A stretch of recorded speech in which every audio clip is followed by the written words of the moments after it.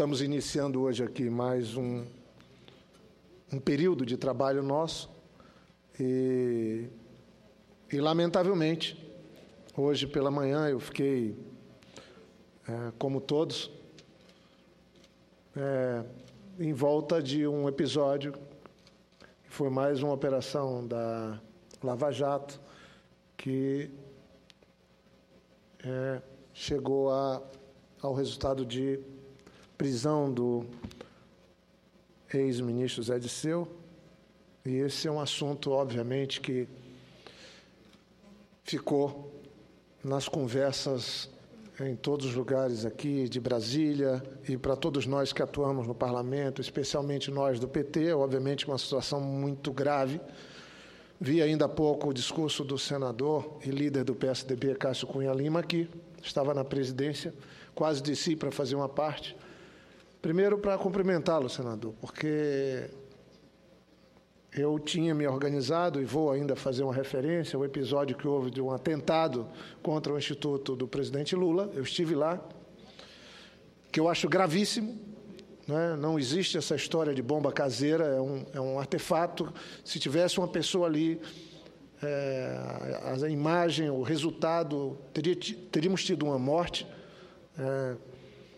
Lamentavelmente, esse episódio gravíssimo ainda não ganhou a dimensão adequada, eu espero que ganhe. É um atentado a um instituto, a um brasileiro, a um local onde vários brasileiros trabalham, e vou fazer referência a isso nesse pronunciamento.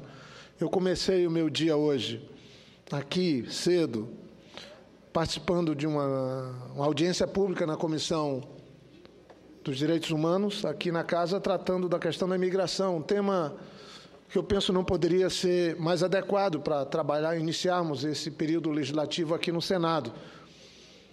Participei de uma mesa redonda com o secretário de Direitos Humanos do Estado do Acre, Nilson Mourão, ex-deputado, meu suplente de Senado, aqui no Senado, uma pessoa que tem a vida dedicada à causa humanitária e a boa militância política. Estavam lá também o embaixador Carlos Alberto Simas Magalhães, subsecretário-geral das Comunidades Brasileiras no Exterior.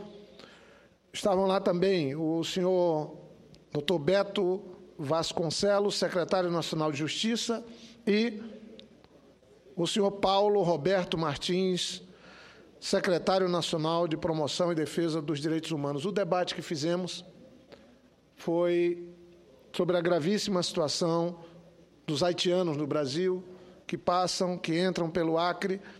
Foi possível identificar claramente que, depois de mais de 3 anos, estamos tendo, por fim, uma política que começa a trazer alguns resultados com a redução da entrada ilegal de haitianos no Brasil e a ampliação da entrada legal de haitianos no Brasil. É um esforço enorme, quero parabenizar o Itamaraty, o governo brasileiro, o Ministério da Justiça, todos os órgãos que lidam com a questão da imigração, mas os números são realmente muito fortes.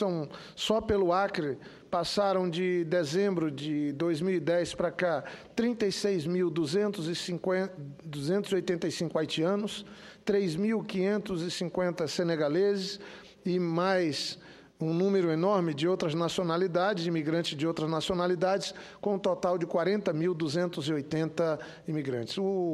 A mesa redonda, tivemos uma segunda mesa redonda com representantes da sociedade civil, que também deram sua contribuição, e acho que esse é um dos temas que o mundo inteiro debate, em todos os continentes, e que o Brasil precisa enfrentar com uma política que precisa seguir sendo humanitária, solidária, especialmente com o povo do Haiti. O nosso estado do Acre, fiz lá a ressalva que, lamentavelmente, o governador Tião Viana, inclusive, tem sofrido muitas injustiças, porque no seu governo ele cumpriu uma missão que, em muitas ocasiões, substitui a ONU, a Organização das Nações Unidas, o Estado brasileiro e as organizações da sociedade civil, que merecem todos os nossos elogios, mundo afora, por fazerem um trabalho humanitário, mas que lá no Acre não estavam presentes, e que foi necessário o médico, o governador Tião Viana, cuidar pessoalmente. Eu fui testemunha, me envolvi com essa causa junto com outros colegas e o Acre conseguiu, com muitas dificuldades, fazer com que essa transformação no nosso Estado, o maior campo de refugiados das Américas, que se pudesse dar uma razoável acolhida humanitária de irmãos para os imigrantes haitianos. É óbvio que faltou conhecimento e compreensão de uma parcela importante do Brasil, de setores da imprensa que, sem informação, distorcem os fatos, mas agora eu penso que conseguiram todos ter oportunidade de conhecer a dramática situação que o próprio Estado do Acre viveu e, com isso, a verdade que chega através dos fatos pôde se firmar e nós temos, então, uma situação que agora, sim, com a decisão do governo federal, do Itamaraty, do ministro da Justiça, do Ministério da Justiça, parabenizo aqui não só o Paulo Abramo, que era secretário, mas o Beto Vasconcelos, que é o atual secretário, o atual secretário nacional de Justiça, pelo trabalho que, junto com o Itamaraty, parabenizo aqui o ministro, o secretário-geral do Itamaraty, Sérgio Danese, e toda a equipe, pelo trabalho que começa a surtir efeito, está reduzindo-se, começa a reduzir-se o número de imigrantes haitianos chegando pelo Acre, e nós temos a possibilidade do Brasil dar um exemplo para o mundo inteiro, inclusive agora para a França, para a Inglaterra, que vive o drama, lá no Canal da Mancha, de uma ação de imigrantes procurando sair da França e chegar na Inglaterra e que estão enfrentando a força da polícia, quando aqui no Brasil nós temos a mão estendida da solidariedade. Mas, senhora presidenta, caros colegas senadores, eu queria, então, aqui fazer o registro, porque a gravidade, os fatos, são da maior gravidade. Lamentar, protestar aqui da tribuna do Senado sobre esse episódio que não pode passar desapercebido, que foi a ação criminosa quando jogaram uma bomba na frente e que atingiu as instalações do Instituto Lula. Eu acho que é algo que merece e precisa ter a reprovação de todos. O Brasil ainda não aprendeu a lidar com seus ex-presidentes. Lamentavelmente, isso ocorre com o presidente Lula, ocorre com o presidente Fernando Henrique, com outros. Nós temos que aprender, não existe democracia que não respeite aqueles que ocuparam uma função pública tão nobre, que ganharam a confiança da maioria dos brasileiros para dirigir o país, para guardar informações sigilosas, para tomar as mais importantes decisões e depois não se dá um tratamento adequado. Eu acho que a nossa democracia só vai se aperfeiçoar quando encontrar uma maneira de, como outros países fazem, o próprio Estados Unidos faz isso melhor que nós, de respeitar aqueles que ocuparam um dos cargos mais importantes da República, que é a presidência. O presidente Lula criou um instituto, o instituto tem 25 anos. É talvez uma das maiores e melhores referências que se tem de organizações não governamentais, é um instituto do presidente Lula. Tem uma história de sucesso, de realizações, de eventos respeitadas no mundo inteiro, focado especificamente de trabalhar pelos mais pobres, de trabalhar por continentes como o continente africano, reconhecida pelos maiores centros de pesquisa, pelas universidades. E é exatamente esse instituto que não tem só a figura do ex-presidente Lula, que hoje é um cidadão, como qualquer um outro, por ser ex-presidente, mas tem lá funcionários, tem lá técnicos, pessoas muito capazes que auxiliam esse instituto, que não é de fachada, é um instituto de verdade, é um instituto que desenvolve projetos importantíssimos, como, aliás, acontece com muitos institutos mundo afora. Inclusive aqui, eu mesmo fiz palestra no Instituto do presidente Fernando Henrique Cardoso, e acho que esse é um caminho, é um dos caminhos que um ex-presidente precisa trilhar, se colocar à disposição da sociedade brasileira e do mundo para ajudar, realizando eventos, promovendo atividades e fazendo com que a experiência acumulada possa ser compartilhada e aperfeiçoada. É assim que tem trabalhado o presidente Lula. Lamento que tudo tenha se resumido a uma bomba caseira, para dar um sentido de que é coisa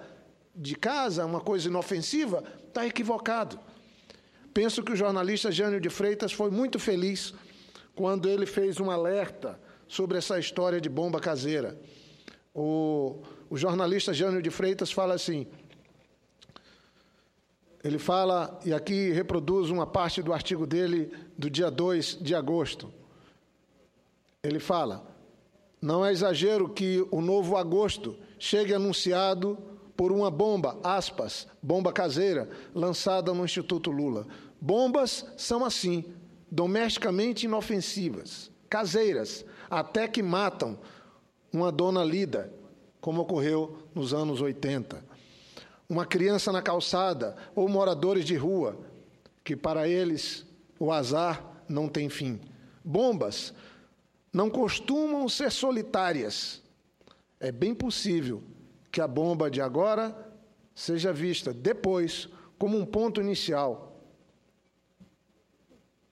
Nem sugiro de quê. Eu penso que esse alerta do jornalista Jânio de Freitas mostra que nós estamos diante de uma situação que se agrava, é um ambiente de intolerância, alguns artistas começaram a reagir a isso, alguns formadores de opinião também. Eu fico muito sentido de ver um país tão bonito como o nosso, que tem um povo fantástico como é o povo brasileiro, com várias caras, uma miscigenação, um endereço do mundo que é o nosso país, vivendo agora esse ambiente de absoluta intolerância. Intolerância de todo tipo, de toda ordem. Religiosa, intolerância política, intolerância da convivência sadia e das liberdades. Alguns não podem ter suas opções sexuais porque são perseguidos. Outros não podem ter suas opções religiosas porque são proibidas. Todos têm que estar de um lado ou de outro. Outros não podem ter uma vida diferente. Eu não posso calar diante disso. Ainda bem que começaram a vir de todos os lugares da sociedade manifestações contra esse ambiente de intolerância, que não combina com o país, que não combina com a nossa história, que não combina com o nosso povo, que não combina com o ambiente que nós vivemos. Eu queria aqui dizer que também vi uma matéria essa semana na Folha de São Paulo, como todos nós sabemos, a ex-secretária de Estado, ex-candidata a presidente dos Estados Unidos, ex-esposa do ex-presidente Bill Clinton, a Hillary Clinton, hoje disputa com grande chance de ser a indicada do Partido Democrata e até mesmo de vencer as eleições nos Estados Unidos. Veja a diferença.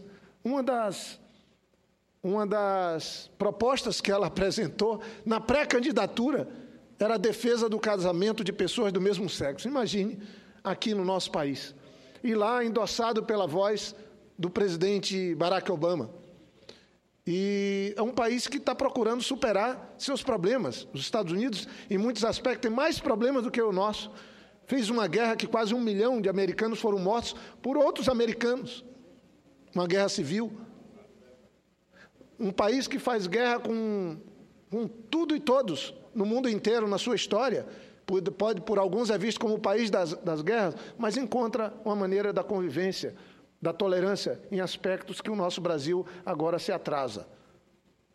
Eu estava lendo a matéria, e senador Fernando Bezerra, veja a diferença do nosso país.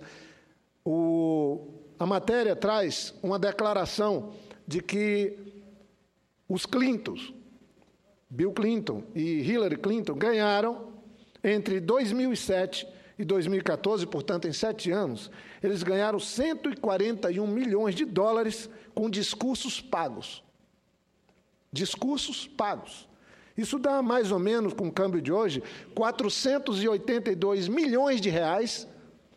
Então, eles fazem discursos para empresários, para convenções, e são remunerados por esses discursos. Aqui, ameaçam, e certamente já estão fazendo, investigar, julgar, condenar o ex-presidente Lula porque faz um trabalho de defender o Brasil mundo afora, um trabalho como o Brasil Sem Miséria, como o Fome Zero, como as Caravanas da Cidadania, um trabalho que reconhecido e com resultados no Brasil inteiro, e não pode. Porque é brasileiro, é ex-presidente do Brasil, não pode. Eu não estou fazendo mal comparações. Qualquer um tem que estar sujeito a ser investigado, a ser questionado. Está aqui, eles estão assumindo que receberam 141 milhões de dólares por discursos pagos. 141 milhões de dólares por discurso pago. Um é ex-presidente, que é o marido dos Estados Unidos, e a outra é ex-chefe, é ex-secretária de Estado dos Estados Unidos e candidata a presidente. O Brasil tem que resolver melhor isso. Isso não tem nada a ver com acobertar a corrupção, isso não tem nada a ver com fechar os olhos para suspeitas. Por isso que eu queria concluir aqui, concluir porque era esse o tema que eu queria trazer, pôr aqui nesse início de semestre, de trabalho legislativo, a cobrança das autoridades, da Polícia Federal, do Ministério Público, da Justiça, do Ministério da Justiça, da Polícia de São Paulo, da Polícia Militar e Civil, a apuração desse episódio de ataque ao Instituto Lula. Não foi um ataque ao ex-presidente Lula, foi um ataque a uma organização legal, legítima, que presta um grande serviço ao país. E que esse ataque seja tratado na dimensão e na gravidade que ele por si só é. É um ataque à democracia, à liberdade, é um ataque ao nosso país, que não pode, não aceita, nunca conviveu com esse tipo de prática. Então, senhora presidenta, caros colegas, eu encerro voltando e fazendo um comentário, inclusive, como tinha anunciado no início do meu pronunciamento, a fala do próprio líder da oposição, senador e colega Cássio Cunha Lima. Eu acho que nós estamos vivendo, aproveitei esse recesso para conversar muito com o povo simples dos beiradões de rio. Passei semana andando, conversando com pessoas que não sabem nem o nome do presidente da Câmara, nem o nome do presidente do Senado, porque vivem um outro Brasil, lá na Amazônia, mas sofrem as consequências do nosso trabalho, seja para o bem ou para o mal. Quando o Brasil está indo bem, eles vivem as consequências positivas quando o nosso trabalho dá certo. Quando o Brasil está indo mal, eles sofrem as consequências dos erros que cometemos. Mas lá, um contato com a realidade simples daquele povo que há décadas um sucede o outro na família e trabalham para fazer desse país a nação que nós somos. Mas conversei com empresários, conversei com profissionais liberais, fiz palestras, participei de reuniões e todos estão preocupados com a situação que o Brasil atravessa. O senador Cássio inaugurou aqui hoje, fez uma referência ao que poderia vir a ser um diálogo entre oposição e situação. Eu acho, senador Cássio, faltou Vossa Excelência fazer algo que eu faço coro com o posicionamento de Vossa Excelência. Essa proposta está vindo atrasada. A proposta do governo de diálogo está vindo atrasada. Ela é legítima, é necessária, eu diria, mas está vindo atrasada. Como é que funciona o processo nas democracias das eleições? Passou a eleição, cabe o vitorioso. O que ganha?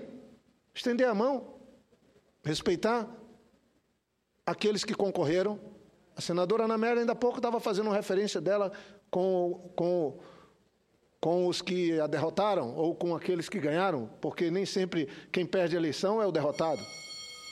Mas eu diria, porque era necessário ter feito. Eu fui crítico, e sou crítico dentro do meu partido. Deveríamos ter conversado com a sociedade, inclusive com os partidos de oposição, pedindo compreensão para juntos superarmos as dificuldades do país. Isso, para mim, era final do ano passado que deveríamos ter feito. Porque a eleição foi esgarçada, a eleição foi dura, foi difícil para um lado e para o outro. Na apuração mesmo não se sabia se a decisão do povo brasileiro iria ser para um lado ou para o outro lado. Foi uma eleição apertada, dura. Esse enfrentamento PT-PSDB não tem feito bem ao país, na minha opinião. Não tem feito bem. O PSDB é representado por um grupo que saiu do PMDB no começo. Depois se firmou como um partido, não como dissidentes, mas como um partido. O PT também tem uma história de criação muito bonita, é o único partido que eu fui filiado, que eu tenho muito orgulho dela. Mas nós estamos vivendo um outro momento. financiar campanhas políticas nesse país, financiar atividade partidária nesse país, virou crime. E não é sem razão. Está cheio de exemplos de pessoas que praticaram crimes. Aí ninguém sabe quem é o corrupto, quem é o corruptor, só se sabe que nós estamos diante de um tremendo desafio. A única coisa que eu lamento é que eu queria mais instituições agindo no combate à corrupção e menos personalismo. Eu faço essa crítica. Quando você tem a ação de fazer um enfrentamento na corrupção num país continental como o Brasil, a partir da ação de um homem, ou dois homens, ou uma mulher, ou duas mulheres, ou algumas pessoas, eu acho muito perigoso. O que eu queria é que tivesse essa ação feita hoje, seja pelo juiz federal, seja pelos membros do Ministério Público, uma ação cada vez mais institucional, cada vez menos pessoal. Eu acho que fortalecer. No Acre, nós enfrentamos o crime organizado. Mas não fui eu, não foi um juiz, não foi um delegado, não foi um promotor. Foram as instituições que enfrentaram. E exatamente por elas terem enfrentado é que nós tivemos sucesso. Ficou sem rosto, mas o resultado veio, foi definitivo, e o Acre não tem mais a ação do crime organizado. Eu acho que o nosso país precisa, mais do que nunca, de um diálogo. Mas de um diálogo que tenha, pelo menos, que ter dois compromissos. O primeiro, de aprofundar todas as investigações. Esse tem que ser o primeiro. Não podemos retroceder nisso. Mas cada vez mais isenta de qualquer vento de interesse partidário ou conjuntural. Esse é um ponto. E o segundo é como fazer com que o país siga em frente. Como fazer que o país siga em frente, que o sacrificado não seja o que está sendo desempregado, ou mesmo as empresas que são parte da vida econômica do nosso país. Como fazer isso? Para mim, com a ação de todos que ocupam funções públicas, com todos aqueles que têm compromisso com esse país. Acho que cabe à presidenta, na condição que ocupa, um diálogo com o chefe de poderes. Acho que cabe a quem ocupa a função da presidência da República procurar o diálogo. Seja com quem for, pensando o país, pensando o fortalecimento das apurações dos malfeitos, mas pensando essencialmente como vamos superar essa fase e fazer com que o Brasil siga em frente num ambiente ainda melhor. Eu peço desculpa por ter estendido o tempo. Agora é o senador Assir que vai fazer uso da tribuna, mas eu vou voltar para a tribuna, vou organizar uma próxima fala e propondo um caminho, porque eu acho que nós temos que agora ver como devemos atuar, quem ocupa a função pública, para ajudar o Brasil a ter menos corrupção, a ter mais combate à corrupção, mas o Brasil a se reencontrar com crescimento econômico, com geração de emprego, com a confiança dos brasileiros e de quem não é brasileiro que vive mundo afora. Então, resgatar a confiança no nosso país, nas instituições públicas, é o desafio que nós temos. Para isso, temos que tomar atitudes. E as atitudes precisam vir através das instituições. Muito obrigado, senhora presidente. Cumprimento o senador Jorge Viana, como o senhor anunciou antecipadamente, facilitando o trabalho da presidência. Convido, com muito prazer, o senador Assir Gurgax. Eu estava já me desculpando do senador Assir, ele e o senador Fernando Bezerra, que estão aí, que se inscreveram, mas cumprimos rigorosamente o rito dos inscritos, por isso que demorou. Obrigado, senhora presidente.